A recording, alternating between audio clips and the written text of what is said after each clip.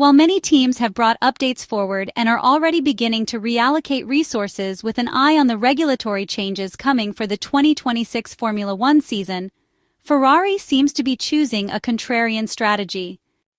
In Maranello, they continue to wait, delaying the approval of new parts. The Ferrari engineers and technicians are working on a mechanical upgrade that could involve the entire rear end of the SF-25 single-seater. It is now well known that the focus is on the rear suspension.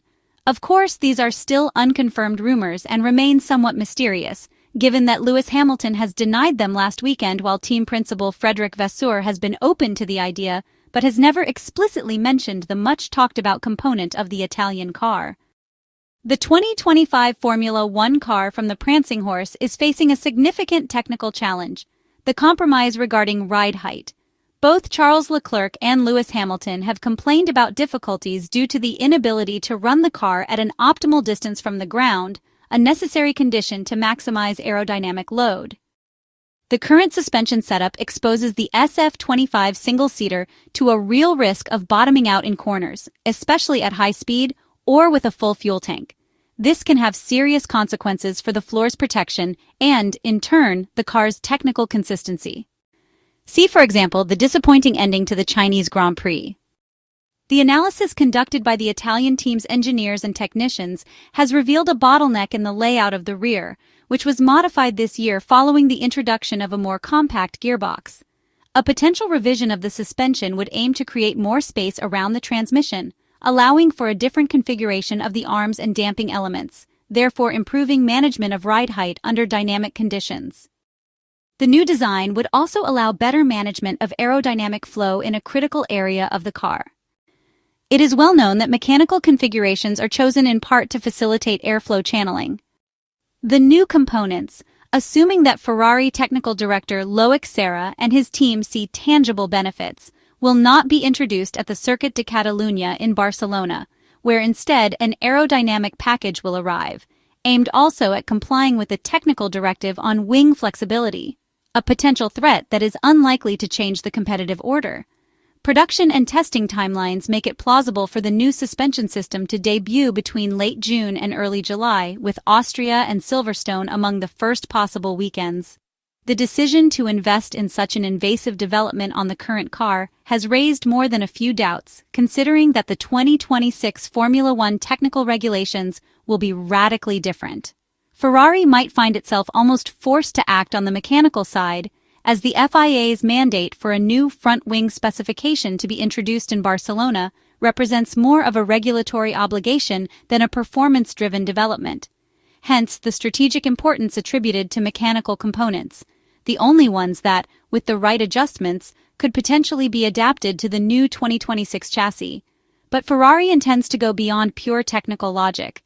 Suddenly, halting development would be a mistake, a demotivating signal that could be used as an excuse. To stay competitive, internal pressure is needed, a sense of urgency for results. This is the atmosphere which Frederic Vasseur aims to create among his team to avoid the drift toward discouragement, which could also have consequences in light of 2026. The entire working group must remain focused on the current season. That is the clear target at this stage of the championship. Frederic Vasseur explained during the Emilia-Romagna Grand Prix that he couldn't expect a team of 1,000 people to remain motivated if they were aware they weren't working toward an immediate goal. The French manager added that while the 2026 project was progressing, those involved in trackside activities had to continue pushing. It is a choice that reflects Ferrari's attempt to balance present and future, trying not to sacrifice immediate performance on the altar of a long wait for the new technical cycle. The Maranello team does not intend to throw away the current Formula One championship, albeit with the awareness that overturning the current competitive order is a titanic task that likely will not succeed. Between the Formula One teams and the Federation, there is constant communication, involving reports, accusations, and inspections. When a team finds performance, all the others look for its secrets, which often lie in gray areas of the regulations. Not illegal, just exploiting what is left unsaid, reading between the lines. And when this happens, the others can only lick their wounds. However, the FIA doesn't like being mocked so publicly either, or having to admit it left loopholes, and sometimes steps in with technical directives to patch things up along the way. At the Imola circuit, Two of these directives are said to have arrived, one regarding the skid pad and another about the tires. But everyone is waiting for the one on flexible wings, which will debut at the Spanish GP. This one would shut down McLaren's trick, in which wings are built to pass static tests but behave differently on track, better exploiting aerodynamics. Several teams designed their 2025 cars with the same idea until the FIA earlier this year forced them to backtrack. Now, everyone will have to bring new wings to Barcelona, and there is tension in the air to see if performance changes. Obviously, the top teams are expecting a sharp drop in McLaren's performance, so much so that they've kept a development window open based on the result of the Spanish GP. Everyone is convinced that things will drastically change, but the only one who seems to see through the fog is Max Verstappen, who said bluntly during a media session in Imola. The Dutchman pointed out that there won't be a jump of 0.8. On the contrary, drivers and team principals are hoping to magically become frontrunners while the Woking team fades into the midfield. That's certainly a possibility, but a remote one. Instead, it seems everyone is anxiously looking to this round to delay facing the truth, that it's not just the flexible wing that makes the MCL 39 fast. Perhaps it's easier than admitting they weren't clever enough, or worse, that they got the design wrong. While waiting to see what happens in Barcelona, the focus now shifts to the Monaco Grand Prix, one of the cornerstones of the sport, which takes place this weekend in Monte Carlo, and it must be acknowledged that Frederic Vasseur remains unshakable. Despite having a Ferrari car that is not competitive enough to challenge McLaren and Red Bull in this first part of the 2025 Formula One Championship, the French team principal always manages to offer fans of the Prancing Horse some reason for hope.